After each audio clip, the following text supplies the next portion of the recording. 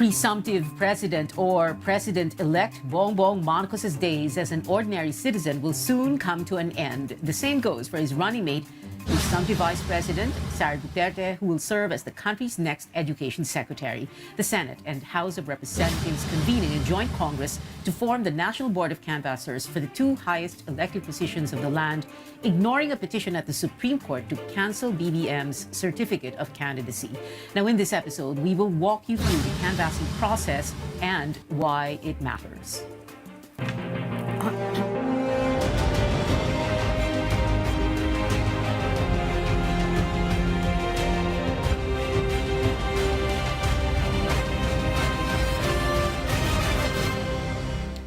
Good evening. I'm HONTEVEROS. Welcome to your weekly political appointment fix, politics as usual. Now, before we go to the canvassing, let's talk first to Cavite Representative Boying Remulla, who is a member of the House contingent to the Joint Canvassing Committee. But at the same time, and this is really why we're speaking to him tonight, he has just been named as Justice Secretary of the Marcos Cabinet. Good evening, Congressman Boying Remulla. Can we begin with this? So you're a re-elected, you want a fresh term as congressman. What's going to happen to your position? Who's going to take your place? What happens next? Via the law, under the law, there are two options here. One is a caretaker can come in to deliver the funds to my district, whatever funds are allocated by the government. And the other one is for a special election to be called, which might be better because it will just be the beginning of my term, and there's a lot of time left. 3 years is a long time that to have no representative in Congress. That's why, well, hopefully, we'll be able to work out a special election for my district. Right. When we speak about you being Justice Secretary, by the way, no. When were you told that you would be Justice Secretary, or matagal nyo na itong pinag-usapan ni BBM even before the election or right after? Pia, I didn't apply to be secretary, kasi first of all, I really ran to be a member of the House. And I was expecting to become the majority leader of the House. That's already an arrangement that was being worked out with the presumptive speaker. But actually, 2 or 3 days after the elections, I was called by the president-elect to his home. And we had a conversation where he told me that he wanted me to serve as his justice secretary. And Pia, as a lawyer, I can tell you it's every lawyer's dream to attain the rank or status, but it's not the point. The point is really to be able to help the government run things. Probably my leadership style might be compatible with the leadership style of the president. And it's just a dream for me to be able to serve in this capacity. And with the problems the country has, somebody has to step up. And I'm willing to take a challenge for this. Can you give us an idea of what you're going to be doing as Justice Secretary? Like, what kind of program? What are you going to focus on? Are you going to, for example, look very well into the prosecutorial service? Other DOJ programs? Well, the DOJ is a very, very big department, Pia. First of all, what do you have there? You have the Land Registration Commission. We have the National Bureau of Investigation, Bureau of Corrections and Criminology, and so many other offices. I mean, name it, the DOJ participates in every government activity. So there's so much to do. And the most important thing probably is the rate of prosecution, acquittal and conviction that is happening right now, where there are jails, when we talk about overcrowded jails, it's because of the slow pace of justice. So probably it's about time that we audit one thing that the first things we can do is to audit all of the detention prisoners to see if they're allowed, they can be freed already, to decongest the jails. And for those that have to be prosecuted to work double time. Pia, there's a saying, may sinasabi nga, and justice for all. Eh dapat dito ang hustisya para sa lahat talaga, sa mayaman at sa mahirap. Ang nangyayari, ang nagdudusa talaga, yung hindi masyadong, yung walang kaya sa buhay. Kaya kinakailangan bigyan natin ng pag-asa ang taong bayan. Ang hustisya ay naroon para sa lahat. Para sa lahat, mayaman, mahirap, lahat ng Pilipino ay dapat magkaroon ng hustisya. And justice for all, it's good you brought that up because, for example, there are plenty of wrongful convictions, for example, or there are people who we know we should be in jail or in prison and are out Yes. scot-free. Yes. Maraming marami rin nakakulong na hindi dapat nakakulong. At marami namang napapawalang salan na may kasalanan talaga. Kailangan talaga bantayan ng gusto, Pia. Dito magkakasubukan dahil ang bigat kasi na kagaya ng NBI, kasama natin ng NBI. Kagaya ang kalaban namin dito sa DOJ, sindikato, di ba? Hindi lang sindikato, mga Pilipinong gustong wasakin ng bayan natin, mga mandaraya, lahat ng uri ng criminal activity sakop talaga ng aming mandate. Kaya talaga we have to hit the ground running and to make sure that all of these things are really solved. Marami kasing pwedeng masolve na hindi na-solve dahil hindi hands-on ang ibang tao sa trabaho nila. O kaya, medyo ang institusyon ay walang mababa ang moral, minsan walang budget, at minsan talaga kakonsyaba ng sindikato yung iba. Kaya iayos natin ang lahat. Itama ang mali. Sabi nga ni Ping Lacson, yun, kailangan natin gawin lahat yan. Okay. In the immediate aftermath of the election, napag-uusapan kasi yung, for example, if BBM were to push his unity theme, his unity campaign theme beyond the campaign and moving forward, that would there be that possibility of the new Marcos administration looking into, for example, the cases against Laila de Lima, who was and very clearly anyway, was a very severe critic of BBM himself. Well, that would be part of the continuity of the job that I will have. Alam mo naman, Pia, it's about institutional continuity. Just like the presidency or any department, kailangan tuloy-tuloy ang trabaho niyan. So those cases left hanging, we have to resolve. And everything, if there is a need to review, we will review. Pero, yan, lahat yan, kasama yan, Pia. Politics or no politics, ano yun may kaso talaga yun. Wala tayong magagawa. Ang magagawa lang natin dyan, siguraduhin lang natin na tama ang ginagawa ng justice system sa lahat ng inuusig. At yun ang kailangan natin gawin, ang karapatan igalang natin. Lalo na ang ating constitutional rights. Well, importante to do what is right. Kong Boying, also, we have a minute and a half to go before we let you go because I understand you do have something to attend to. Let's talk very quickly about the canvassing. So you have that petition to cancel yung COC ni BBM pending before the Supreme Court, but at the same time, it is all systems go for the canvassing. You have a 31 million votes for the president-elect and equal number of votes also, give or take, for Sara Duterte. So, dire-diretso lang ito, hindi po ba? The canvassing, as a matter of fact, people are saying perhaps by Wednesday evening or earliest Thursday, we could have a proclamation already. Well, we hope that we can finish everything by that time. Ano kasi, Pia, it is our constitutional duty to do this. Hindi naman ito binigay sa Korte Suprema para i-desisyon kung sino magiging presidente ng Pilipinas, di ba? Ang saligang batas, sinabi, the National Board of Canvassers shall be constituted. Kaya gagawin lang namin ang aming tungkulin sa abot ng aming makakaya. Kaya lahat ng sistema ang ginawa namin ngayon dito sa House ay very transparent. And one of the reasons why today I announced that I already admitted that I accepted the invitation of the President to join the cabinet is for transparency's sake, no? Kasi kasama ko sa Board of Canvassers, baka mamaya ito na naman meron na namang alingaw-ngaw. We're being transparent, Pia. Pero ito naman kasi, this was set up a long time ago under the leadership structure of the House, as it is under Speaker Velasco. Kasama talaga ako dyan sa listahan niya nung araw pa. But it's better that I disclose it prior to the canvassing para naman good faith tayo. No one can Walang say masasabi anything sa na. atin. Oo. Diba? Oo. Well, there are 31 million votes for BBM. And lastly, Yes.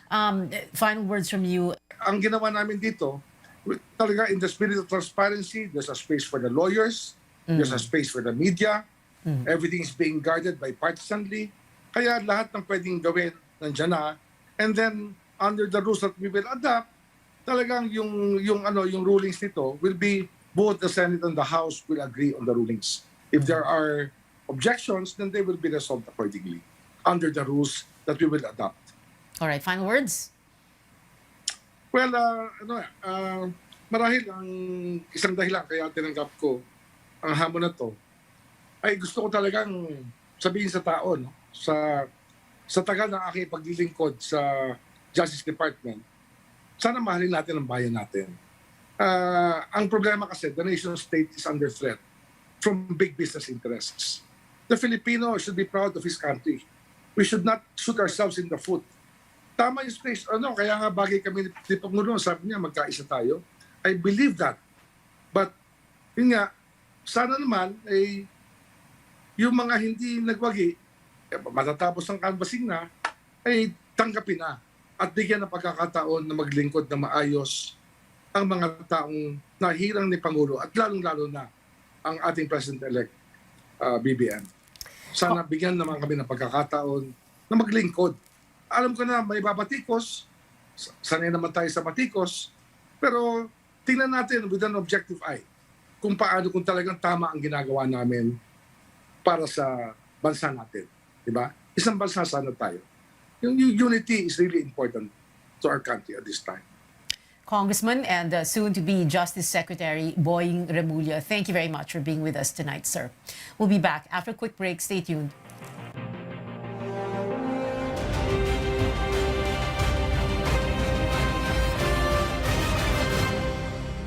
SMC, San Miguel Corporation. Bisag unsang industriya ang sudlan niini, tinguha sa SMC ang pag-uswag o paglambo sa mga Pilipino. Karon, gikan sa SMC, aniya na ang SMC Davao Cement. SMC Davao Cement. Gama sa Davao, para sa Mindanao. SMC Davao Cement. Ato ni Bay. SMC, San Miguel Corporation.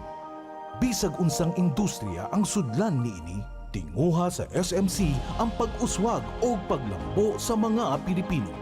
Karon, gikan sa SMC, aniya na ang SMC Davao Cement. SMC Davao Cement. Gama sa Davao, para sa Mindanao. SMC Davao Cement. Ato ni Bay. Ito ang RPN, Radio Philippines Network, DXKT 1071 sa inyong mga radyo, ang Radyo Ronda sa Davao.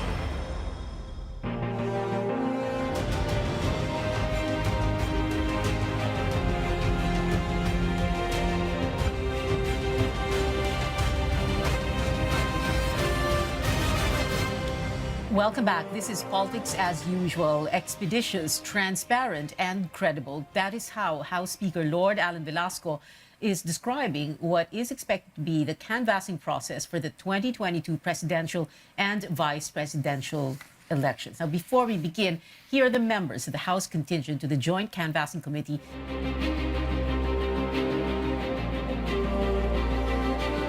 Over to the Senate.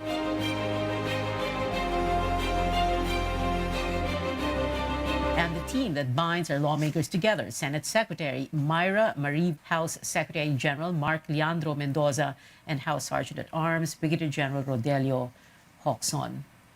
Now, our guest is former Senate Secretary Lutgardo Lutz-Barbo.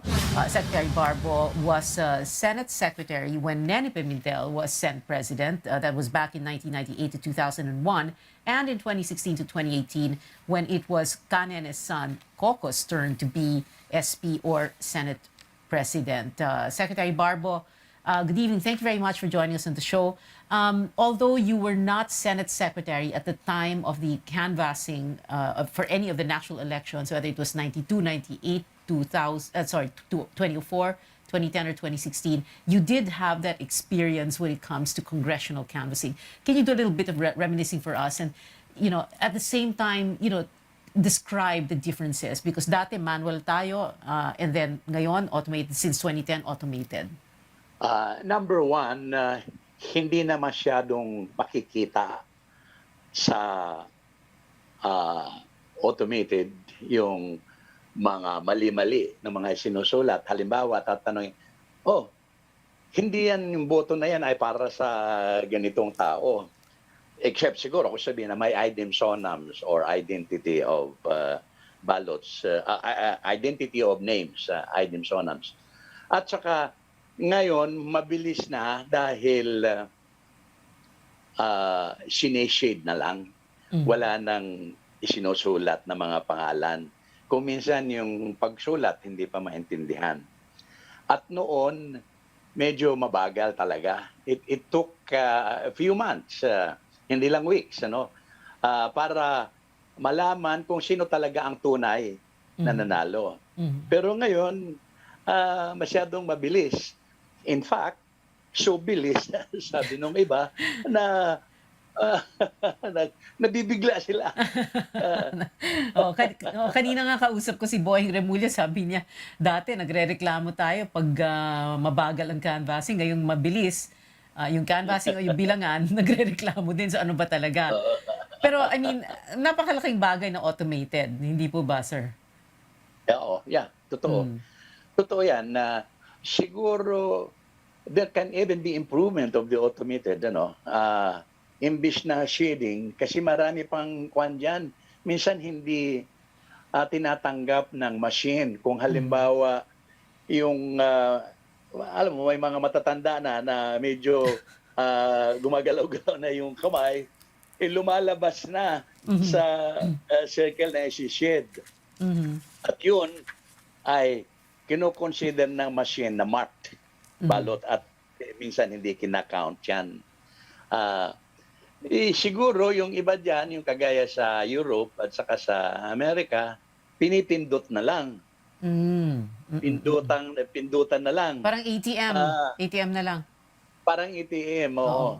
Ngayon, ang concern din naman dyan ng ibang tao, madali magkaroon ng corruption, especially yung mga naboto, nabili na boto. Yung both votes. Yung nabili na boto, both votes.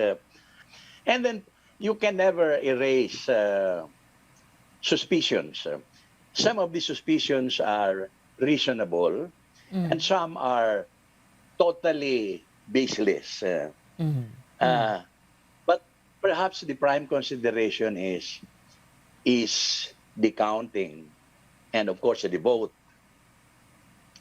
honest, safe, and was it an exercise of sovereignty, not a prostituted vote as a result of bribe money, yung mga ganon. Okay. Well, Secretary, so when we say congressional canvassing, of course, hindi ang balota ang tinitingnan ng Senate and House in Joint Congress ng National Board of Canvassers, but yung mga certificates of canvass, and yun yung in-inspect, and yun yung nagiging basis ng congressional canvassing, no? When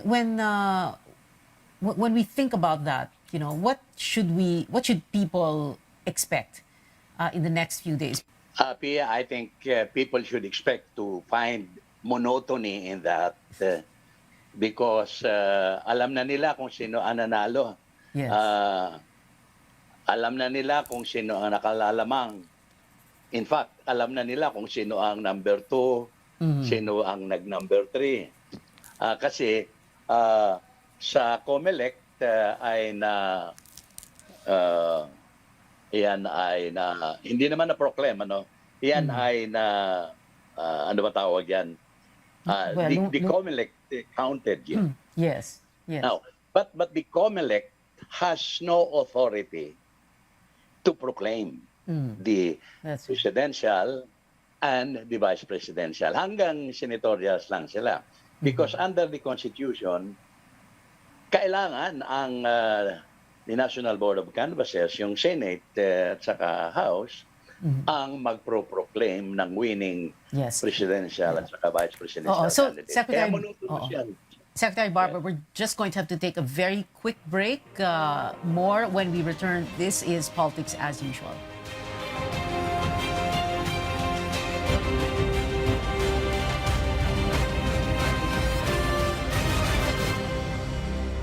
SMC, San Miguel Corporation. Bisag unsang industriya ang sudlan niini, tinguha sa SMC ang pag-uswag o paglambo sa mga Pilipino. Karon, gikan sa SMC, aniya na ang SMC Davao Cement. SMC Davao Cement. Gama sa Davao, para sa Mindanao. SMC Davao Cement. Ato ni Bay. SMC, San Miguel Corporation. Bisag unsang industriya ang sudlan niini, tinguha sa SMC ang pag-uswag o paglambo sa mga Pilipino.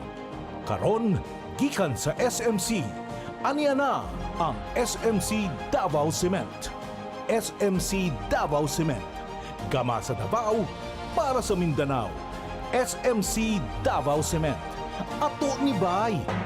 Ito ang RPN, Radio Philippines Network, DXKT 1071 sa inyong mga radyo, ang Radyo Ronda sa Davao.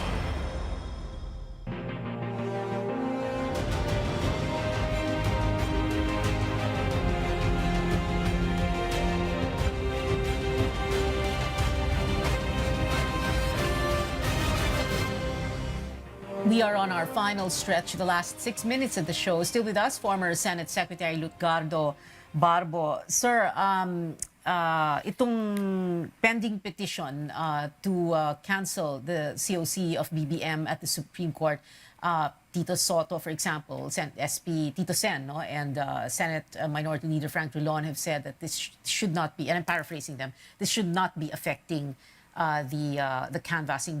Matutuloy yung canvassing, it won't really matter in the end. Is that how you see it also? Dapat diretso lang tayo sa canvassing?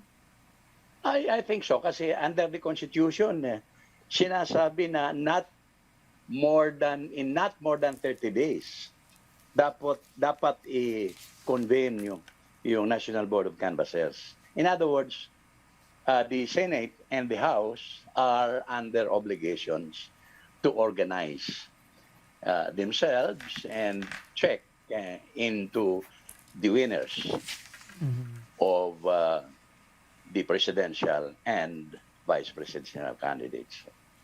And whatever the Supreme Court decides on, whether it does or does not cancel the COC of BBM, it will not impact on the work of the House and the Senate. Or, siguro more correctly, if the Senate does, if the Supreme Court does say now, all right, we're going to cancel the COC of BBM, medyo we have a problem there, right?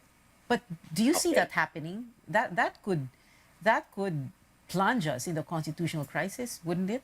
Yeah. It depends on the Constitution and in the conviction of the members of the Supreme Court. Remember, they were appointed by the president, the incumbent president, and dito sa Pilipinas, hindi pa yata nawawala yung utang na loob. Okay, Kaiba. sir, what are you saying? That you think that they should cancel his COC? What are you saying?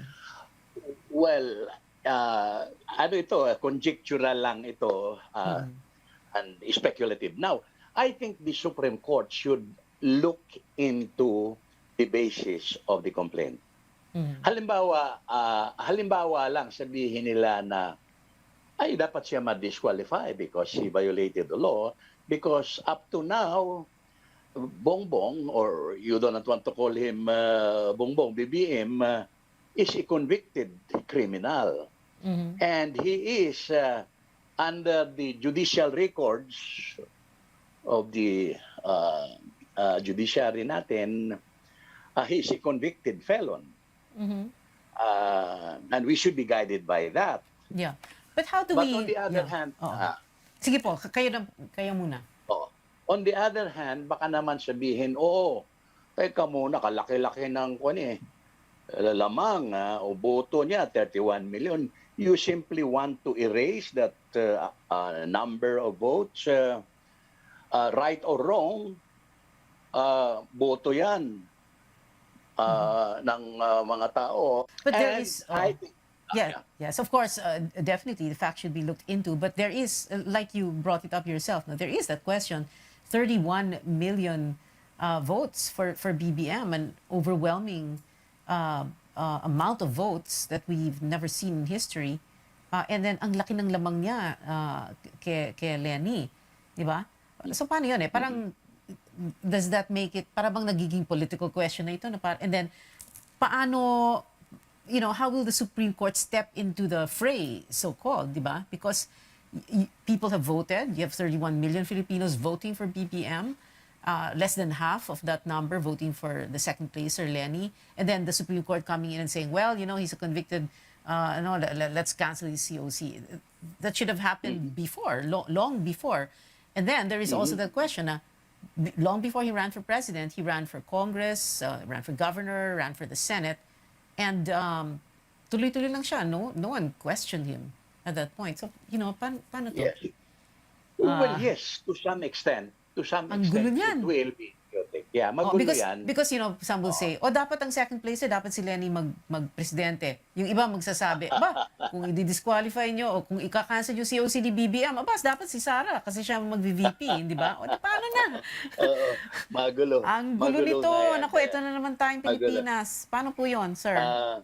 Kaya nga siguro, dapat maganda at mahusay at based on facts, yung magiging analysis ng decision. Kasi the law must be upheld at all times. Right. Sabi nga nila doon, di ba sa may mga sinasabi noon na justice should reign, heavens may fall, parang ganyan. Yes. Whatever happens, justice should be, parang ganon. Ngayon, kung halimbawa, kasi sa susunod, gagawin na President? Para president. You can be convicted criminal and then you run for the highest public officials. But anyway, well, we just need to wrap this up already, Secretary Lutz Barbo. But yun na nga, no, mauunang matapos ng trabaho ang ang National Board of Canvassers, yung Senate at yung House. Dahil 15 days pa para mag-comment, sabi nga nung Korte Suprema, dun sa petition to cancel yung COC ni BBM. Anyway, sir, maraming salamat po. Thank you very much for your time tonight. We've been told before, don't talk politics at the dinner table or at a family reunion or in Viber groups and risk digital warfare. But we can talk about it here at this table on this show, your weekly political appointment fix, politics as usual. I'm Pia Honteveros. See you back here next Tuesday, 8:30 p.m.